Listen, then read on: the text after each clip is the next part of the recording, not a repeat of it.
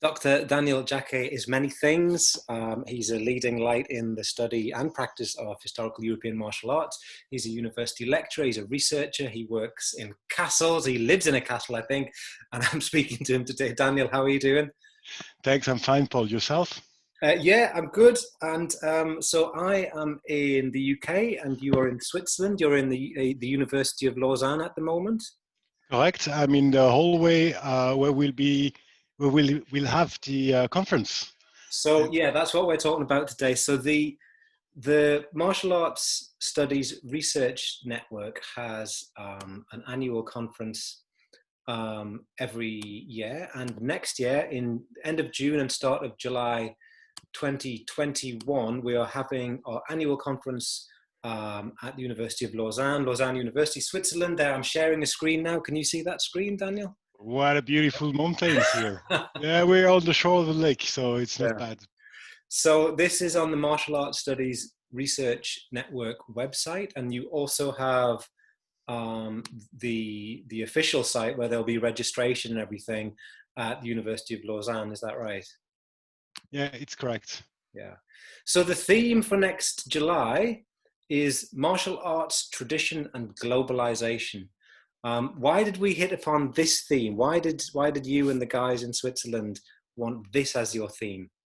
Well, if we look back at the different annual conferences, you always had a little color. So in 2019, it was social science politics. Yeah. This year, it was history of religion. And when we discussed, we said that it would be interesting to have something with a viewpoint about a little bit more historical. Mm-hmm. So it's about the spreads.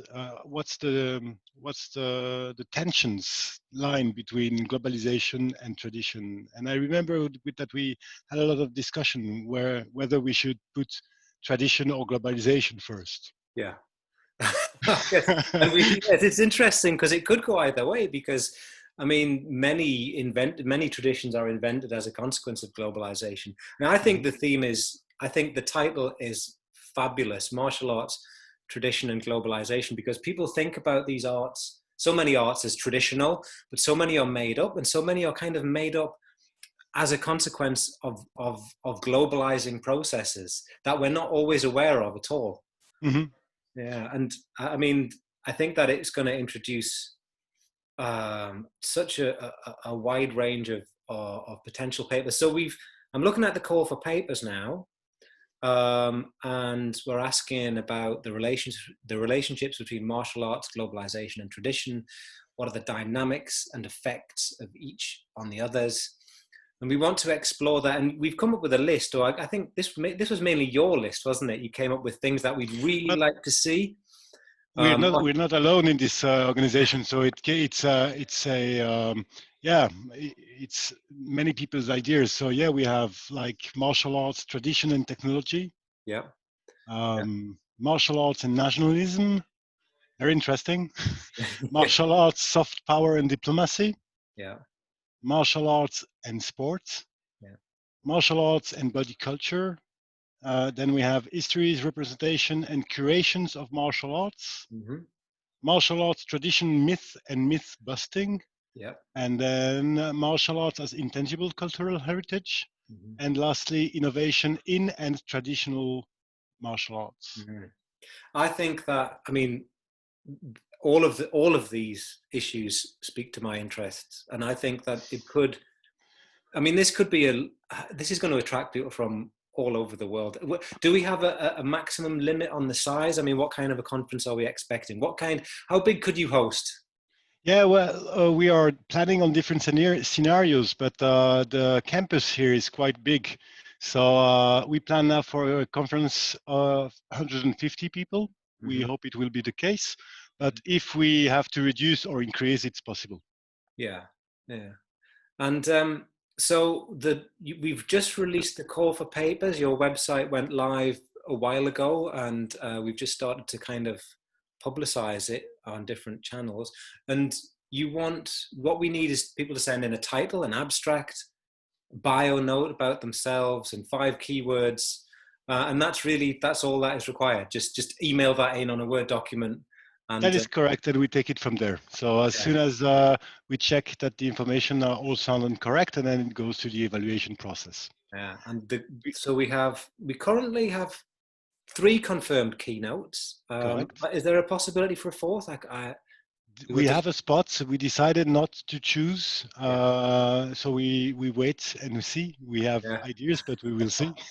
So we have Professor Lauren Steimer from the University of South Carolina. Now, Lauren is fabulous. I mean, I was so thrilled that she could make it, because she does astonishingly good work on martial arts and the stunt workers in the film industry. And she will about different regional traditions from Hollywood and East Asia, Hong Kong, and all these different traditions of action cinema and action fighting. So she's going to be fabulous. Then we have Sven Kerner from the German Sport University in Cologne, who I've met once before and seems like a really great bloke and has written some excellent scholarship. And then my colleague Ben Judkins from Cornell, he's going to be the third keynote. Yeah. Yeah. Which is actually the one that, for me, he hit the nails definitely on the topic. The others as well, they will bring perspective, but I'm really looking forward to Benjamin Judkins' keynote on the Yeah, matter. he's been keynote before, and he always delivers. No Correct. pressure, Ben, if you're listening. So it's actually quite a big operation. I mean, when I started to organize these conferences a few years ago, it was done on not even a shoestring budget, just like no budget. And then gradually we had some different forms of funding. We've always had to charge a fee for the conference, but this year you have assembled a team, a really prestigious team. We've got the Institute of Sports Sciences at the University of Lausanne are supporting it. The German Society of Sports Science, Commission for Martial Arts and Combat Sports, are supporting it. Then there's the Confucius Institute at the University of Geneva. And then it says that the Martial Arts Studies Research Network, which I don't think will be throwing any money into the pot. But, No, we no, haven't no, got any. but you're part of it, right? So since you started it, correct? And you've got a really broad committee of people. There's an organizing committee, scientific committee, and then and all different sorts of panels, which I know that you've been kind of cracking the whip and making people really pay attention to organizing things. Yeah, that is Switzerland. We like things square, and yeah. So we started to work on this already a year ago. Yeah. If we remember correctly, we met with the head of the DVS Commission. Mm-hmm. Yeah, and we put this idea to in the flesh, and now yes, we're working hard, and that requires a bit of planning. Switzerland is it's an expensive place, and one of our work is to keep the fee as low as possible. But yeah, making work all of these partners together, it's quite a bit of work. Yes. But we're really excited because the DVS Commission, the German, what's the title in English? The German Society of Sports Science Sports Commission Science. for Martial Arts and Combat Sports. Correct. They are organizing annual conferences, and I think that's the first time when those two endeavors meet and Yeah. work together. So this Yeah. is going to be nice. Yeah. The German academics have been having an annual conference on martial arts and combat sports for a few years, and then we started it in Cardiff University, and we started the English language one. And this is the first year after 5. This is us like 6th or 7th, and it's the first time we finally said, why don't we just have a conference together? Correct. At the same time. So you already got like the people who would normally go to the English language one, and then the people who would go to the German language one. Will the conference be entirely in English, or are we doing it in different languages? No, we would like to have it in English. Sadly, it's the new lingua franca of Yeah. of science, but I think it's a bit hard on the speakers, but still, I think Yeah. it's worth it. Yeah. I guess it's exhausting for non-native speakers. Very easy for me. So people say that we hear a lot that Switzerland is expensive. So what kind of how expensive is it in comparison with other European countries, do you think, for food and drink and accommodation? What are people going to expect to pay?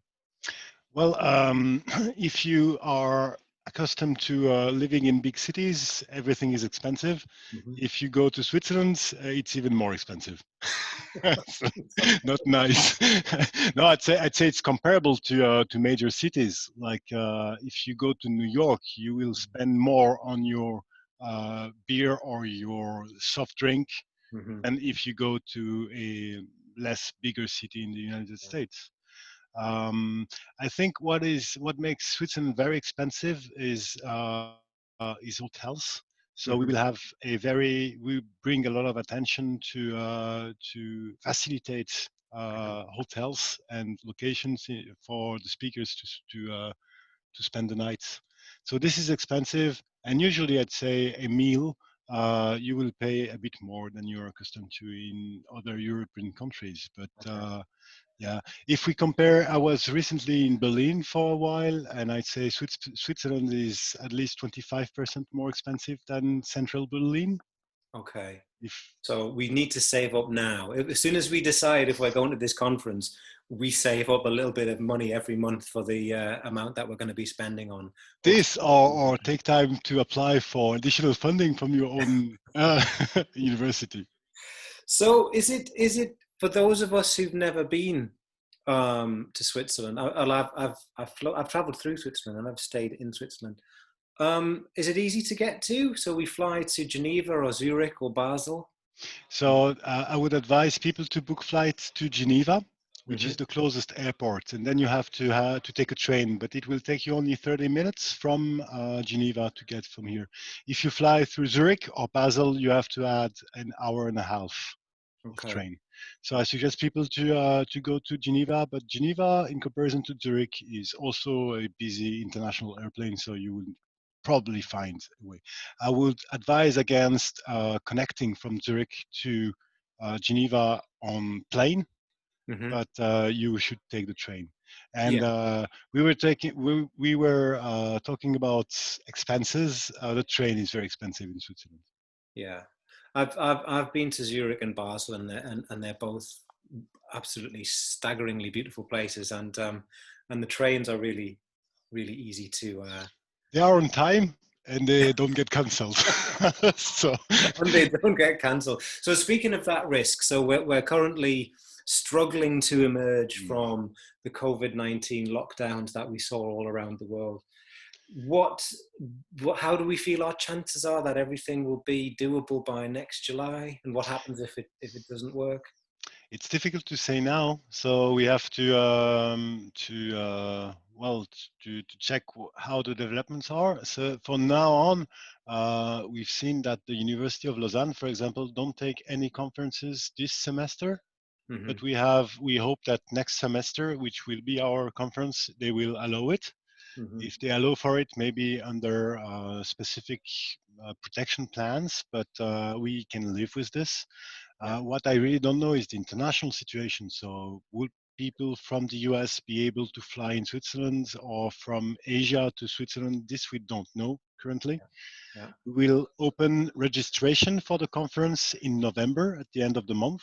And by then, we will have to come with a potential contingency plan. But I suggest that deferring the conference would be rather the plan than to hold an online conference. Mm. So what about a kind of, if we have a middle ground situation where some countries and some universities are confident that travel is okay, so maybe I can get there from the UK, but maybe it's hard to get there from Japan or South Korea or something. Is, would there be a possibility that we might do some online, maybe real time, for maybe a hybrid kind of a conference? Yes, this is possible. Technically, it's possible. We have great support here at the University of Lausanne, and we are next to the Polytechnical Federal Institute, where they have this magnificent team working on with everything is equipped. So this is a possibility. Hmm. I would rather go for a real life conference where everybody could be there, but if we have to Switzerland is the land of compromises, so Yeah. we are able to do this. The land of compromises. And you've told me a little bit about some of the venues, some of the locations that you're hoping to use. One of them is the Confucius Institute, and you're saying that it's like breathtakingly beautiful, and we might try and have some of the conference there. Let me walk you through the different locations. So we start with the Olympic Museum, which is Lausanne is well, a great city for historians of sports, and we have this magnificent museum on the shores of the lake. We will do the opening ceremony there, and the keynote will be there as well. Most of the conference will be held here at the University of Lausanne. Maybe if I turn my screen, we don't see anything on the window, but we are on the shores of the lake, beautiful sky, mountains. It's a bit on the side of the main town, so we are quite away, and we are 2 minutes away for a bath or a swim in the lake if we would like to. Everything is provided on site. This is good. So the main conference will happen here for 3 days. And the last day, we will go to the Confucius Institute. So that's in between Lausanne and Geneva. So if you are on airplane, that's on your way home. And it's on a master house building, an old one, the 17th century, on the shores of the lake, where we have also the stunning view. We also hope for a good weather, which is good for end of June and early July. Switzerland is great. It's going to be hard to work. And so will we be able to, will you be demonstrating any of your HEMA? Will you be wearing your armor? Will you be jousting or what? With the hat of the General Secretary and the one of the organizers of the conference, I will be busy making sure that all of you are well. So I will not put my armor on or do big shows, but we have the possibility. We have a team of students which will be the helpers here, and we have already organized a few the first thing to say is that we have organized in the schedule so that people who would like to spar and fight, we can do. We have also facilities here for the Institute for Sport Sciences. It's the best location to do this. And we also have a few demonstrations that are already scheduled, yes. Fabulous. Well, let's hope that we can, wouldn't it be brilliant if we could make the world safe enough that we could actually do some proper sparring in the way that we used to before March. Yes. Spar with words and on the tables in the conference room, and then with gloves on the gym hall or on the shores of the lake. Yeah. So yeah. So that's what we want to do, because the last of your conferences in last July was held online. Yes. But still, you had a small turnover, and it was great. I've seen exchanges. It works, but it's a second level conference, I'd say, rather than. Well, yeah, I think both. I think yes, but I think we've learned a lot about technology recently, and we've learned like what can be done like this. Like we're doing this now. We don't think twice about Zooming and Skyping and so on and so on. But I think that, you really miss the face-to-face. You really miss because I think a conference is at least 50% is what happens outside of the lectures and the conversations you have and the connections that you make and the fun that you have and everything. I think it's a huge part of it. So I really hope that we can get there at that time. I'm really looking forward to it. I was really sad that we missed this July's conference in a physical sense. That would have been wonderful in the south of France. I was really looking forward to this, but c'est la vie, as we say in French-speaking Germany. Well, Switzerland has 3 languages, and in this part of the country, we speak French. So yes, so French is good, but English is easy too. So yeah, that would be good. What else was I going to ask you about it? I think I've covered lots. So people, if we're interested in the conference, so let's say maybe you're a